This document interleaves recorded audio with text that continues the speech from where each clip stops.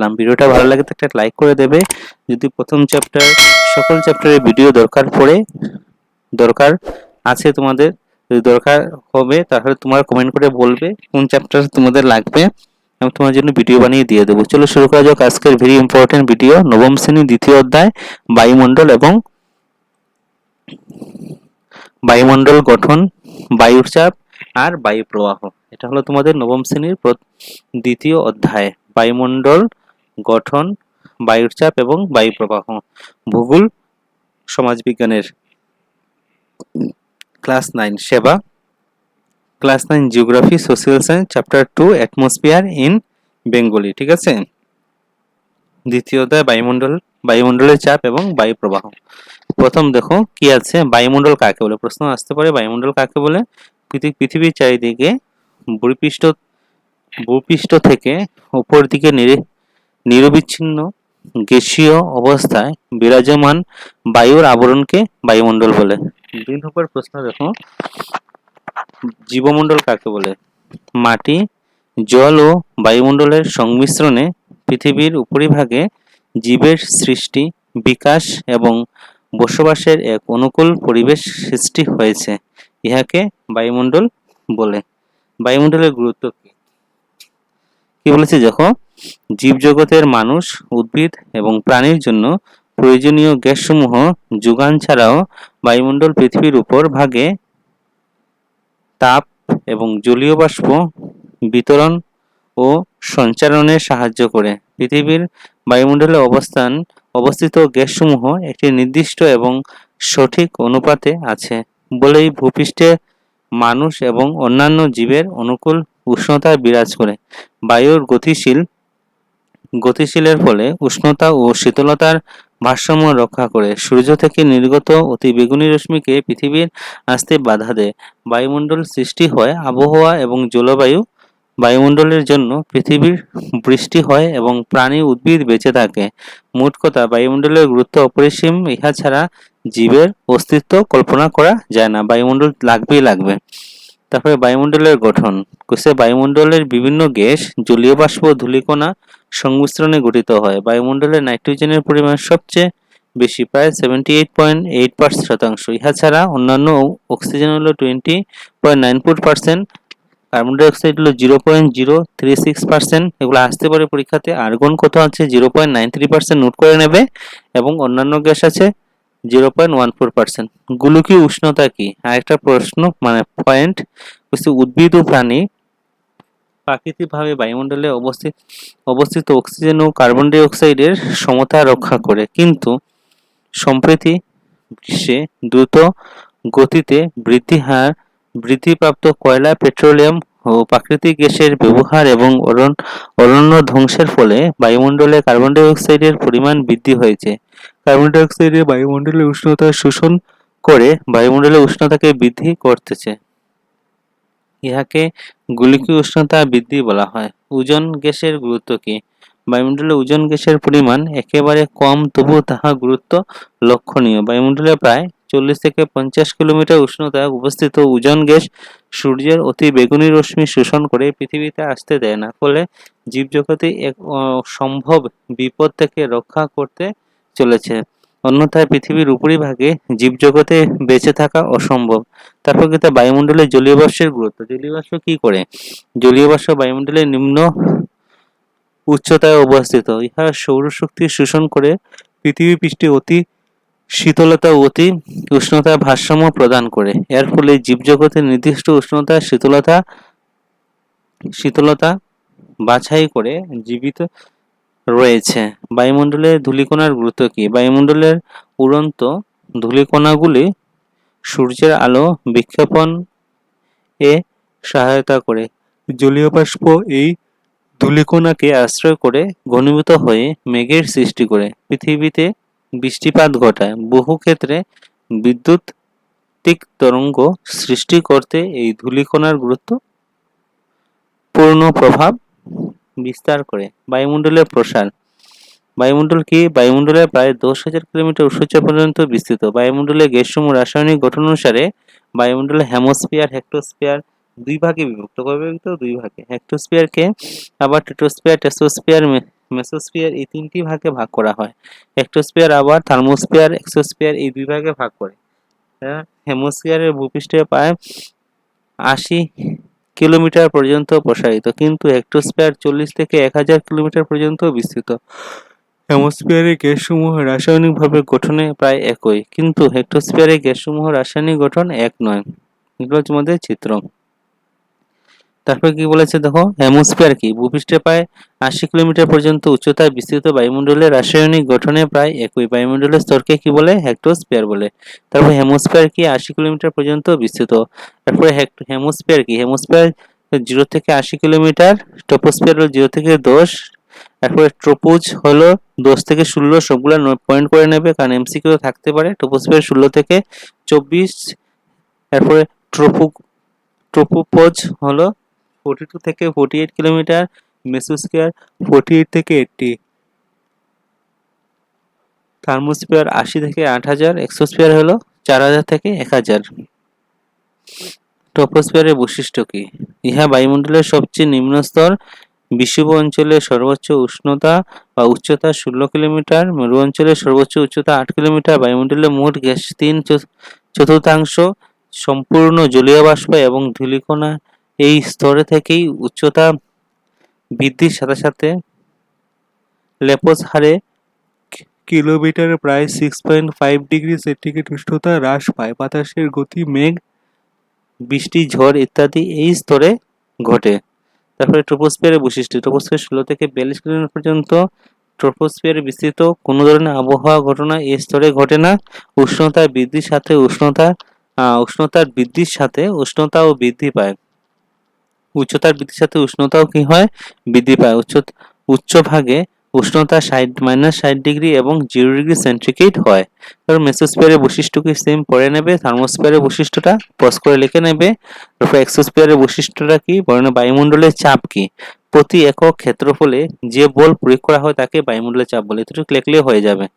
প্রতি একক ক্ষেত্রফলে বায়ুর যে বল প্রয়োগ করে তাকে বায়ুমণ্ডলের চাপ বলে। বায়ুর চাপের তারতম্যের কারণ কি? বায়ুর উষ্ণতা, পৃথিবী পৃষ্ঠের উচ্চতা এই দুটার কারণে বায়ুমণ্ডলের চাপের তারতম্য হয়। পৃথিবীর বায়ুর চাপ বলয় সমূহ কি? নিরক্ষীয় নিম্নচাপ বলয়, উপক্রান্তীয় উচ্চচাপ বলয়, মেরুপ্রদেশীয় নিম্নচাপ বলয় আর মেরুদেশীয় উচ্চচাপ বলয়। অক্ষাংশ কি? 25 থেকে 35 ডিগ্রি উত্তরে ও দক্ষিণে গোলার্ধে অবস্থিত উপক্রান্তীয় উচ্চচাপ বলয়কে বাতাসে চলাচল প্রায় না থাকায় জাহাজ চলাচলে অসুবিধা হয়।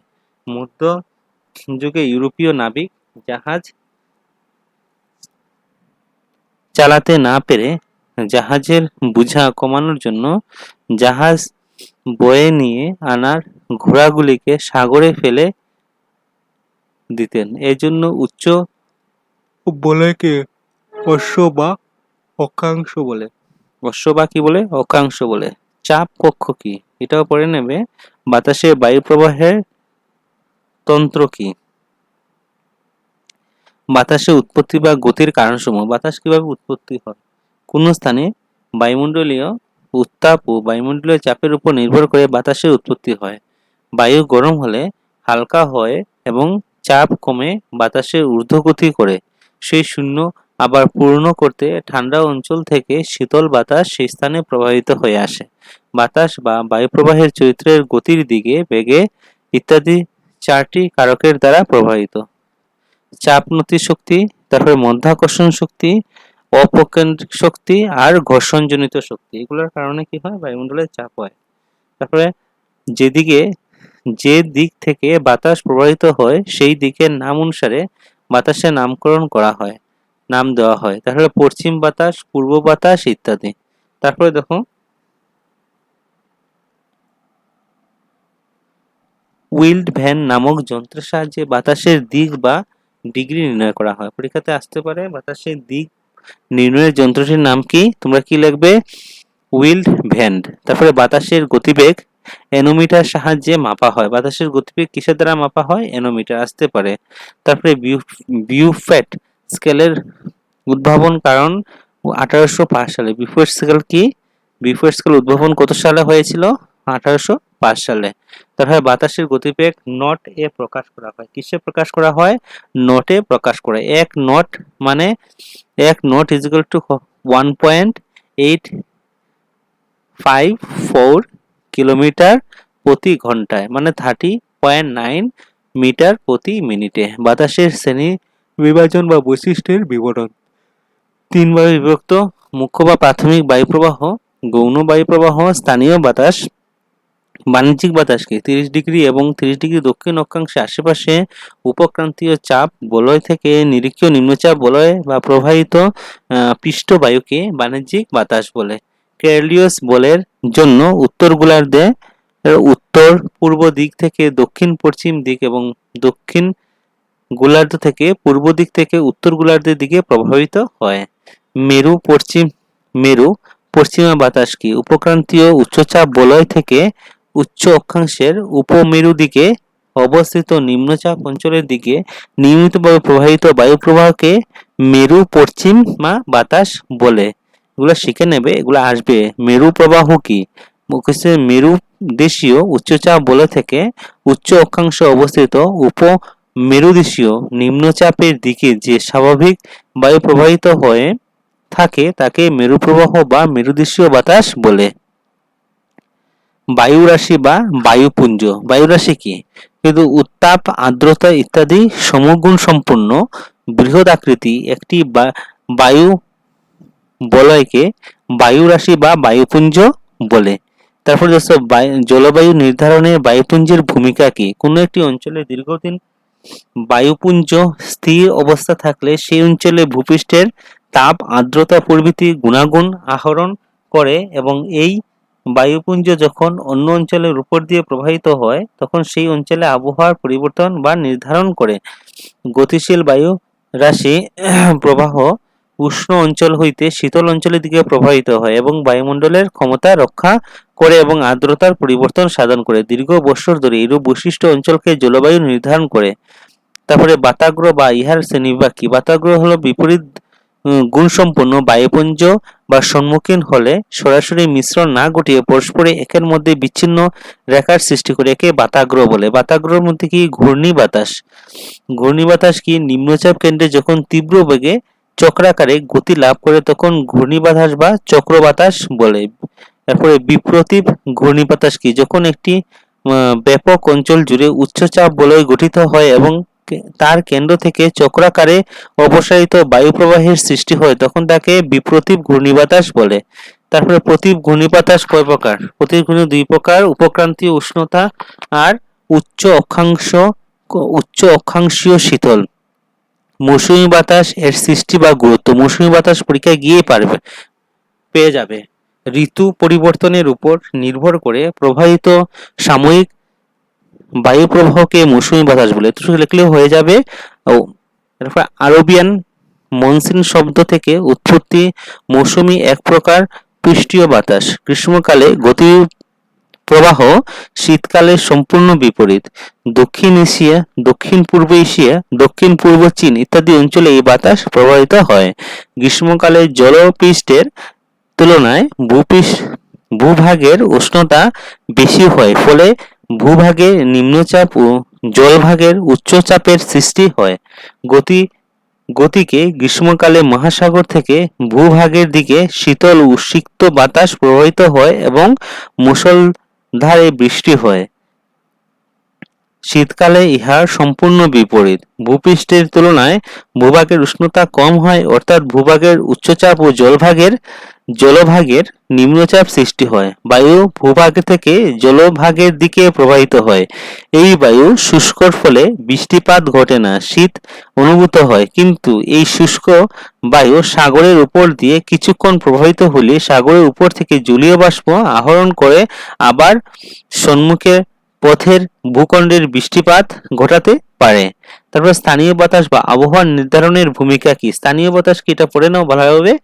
ভূ অব্যয়ের বিভিন্নতা এবং উচ্চতার পার্থক্যের জন্য সীমিত অঞ্চল জুড়ে যে বায়ুপ্রবাহের সৃষ্টি হয় তাকে স্থানীয় বায়ুপ্রবাহ বলে।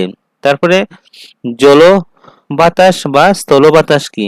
জল বাতাস এবং স্থল বাতাস স্থানীয় বাতাস। দিনের বেলা জলভাগ থেকে স্থলভাগের দিকে প্রবাহিত বাতাসকে জলবাতাস এবং রাত্রিবেলা স্থলভাগ থেকে জলভাগ দিকে প্রবাহিত বাতাসকে স্থলবাতাস বলে। তারপরে দেখুন বিভিন্ন স্থানীয় বাতাস এবং তাদের নাম।